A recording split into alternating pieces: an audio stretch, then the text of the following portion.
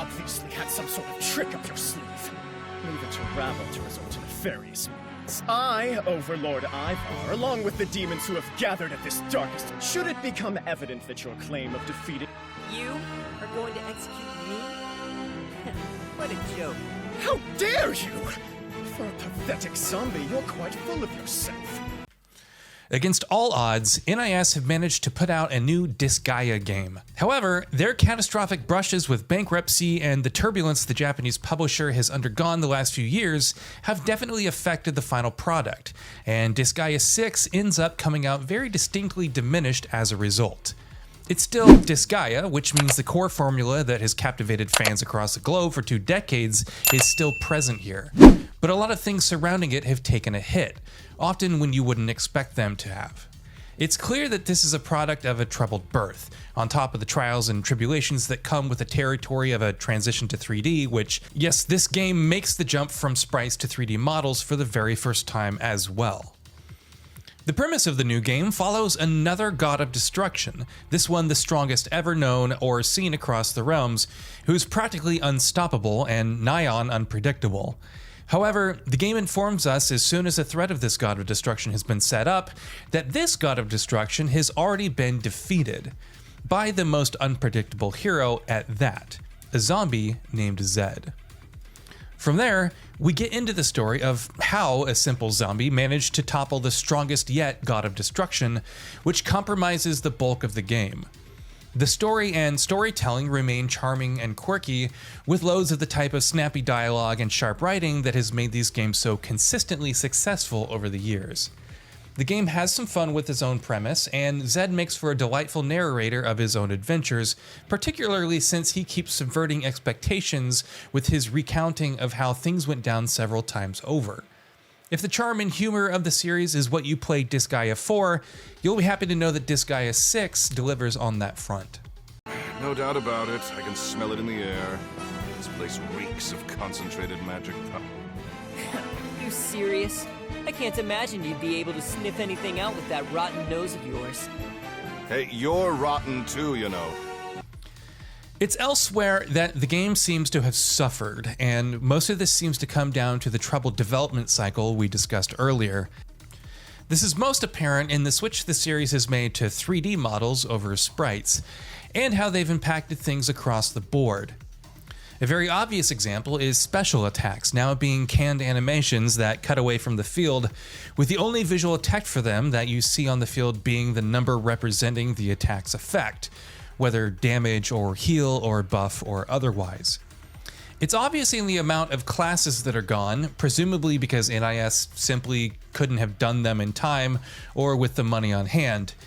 Even obvious attack animations feel far more generic and less exciting than you might remember. The game's attempt to counter this is to make the numbers on the screen bigger. So the new level cap, for example, is 99,999,999, up from 9,999 in older games, and damage scales up to ridiculous numbers as well. But the law of diminishing returns kicks in, and effectively, soon enough, a 99,999 damage attack just feels like a 999 damage attack in an older game. There are cutbacks elsewhere too. A lot of systems from the older games have been removed, which in some cases led to some great streamlining, but in many others leads to a lot of the depth that fans in the series may be used to getting removed. Things like automatic heals after each battle are not something that I'm going to complain about, particularly since they keep the focus squarely on the actual core gameplay.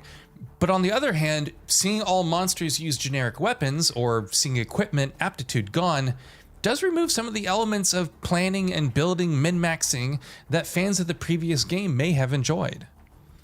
To Disgaea 6's credit, it does add in a lot to the mix even when it removes a bunch. The most intriguing feature it has is the auto battle, which allows players to thoroughly program how your party members react to the flow of battle to a ridiculously granular degree. You can spend forever playing with these.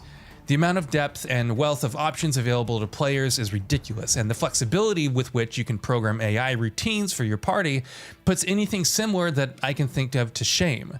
There's a whole bunch of other changes. outright removals, as I have noted, but also new additions, as well as changes to existing systems.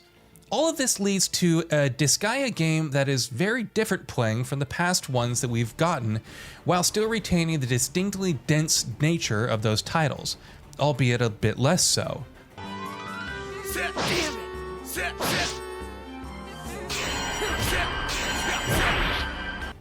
I think if you're looking for a systematically packed strategy RPG, Disgaea 6 still fits the bill. It still has a lot going on, and a lot of its changes are even for the better. And quality of life elements it adds, such as the auto battling and battle repeat features, which can literally automate grinding, are absolutely for the better for compulsive min-maxers. Even with the changes it brings to the table, many of which are likely to be divisive, I think there is a lot in Disgaea 6 for fans to like. What is undoubtedly a dramatic step down, however, is the visual presentation. Disgaea games are not technically showpieces, which is what makes Disgaea 6's poor Switch performance that much more puzzling. The game simply doesn't look good on the Switch. Some of this has to do with the blandness of the 3D models of their livelier sprites of the older games, but even otherwise, on a purely technical front, Disgaea 6 suffers. The default mode presents acceptable picture quality, but the frame rate can suffer. You get a performance mode where the frame rate is steady, but the game somehow ends up looking worse than Disgaea did on Vita because of how much resolution suffers. There's a balanced mode, which is a compromise, but it ends up neither looking nor running too well. It's just a shame overall because even for a game like Disgaea, where how it looks isn't really the point, 6 can look distractingly bad in a lot of times.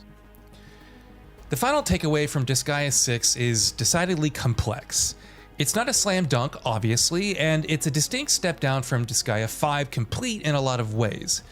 But it's also not a total misfire many fans were afraid it would be. There's a lot here that works, and works really well, and more than anything else, Disgaea 6 feels like a transitional foundation for future games in the series, if NIS is still around to make them. I'd say it's most comparable to titles such as Monster Hunter Tri or Disgaea's own 3, which at the time made the jump to HD, all of which had to make some pretty big jumps for their series and ended up losing a lot of what fans had liked about their predecessors. Those games, including Disgaea 3, ended up being the foundation for several great, beloved by fans, entries in their respective franchises that would follow. Hopefully Disgaea 6 can be that for its series. There's a lot here that's very good, and NIS seems to be on the right track. They just need to be able to build on it.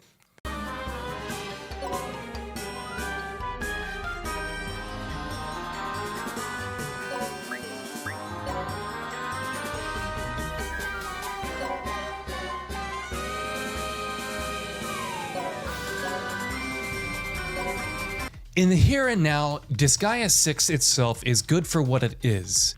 It's not going to be most people's favorite entry in the series, to be fairly honest, but it's still a good, addictive, and deep SRPG that should manage to keep people engaged for a very long time. And that brings us to the end of the video. A quick request before we conclude. We upload new videos every single day, and if you like what we're doing, please consider subscribing. It really helps us out. Also, don't forget to enable all notifications by clicking the bell icon so that you can receive daily video updates. Thanks for watching.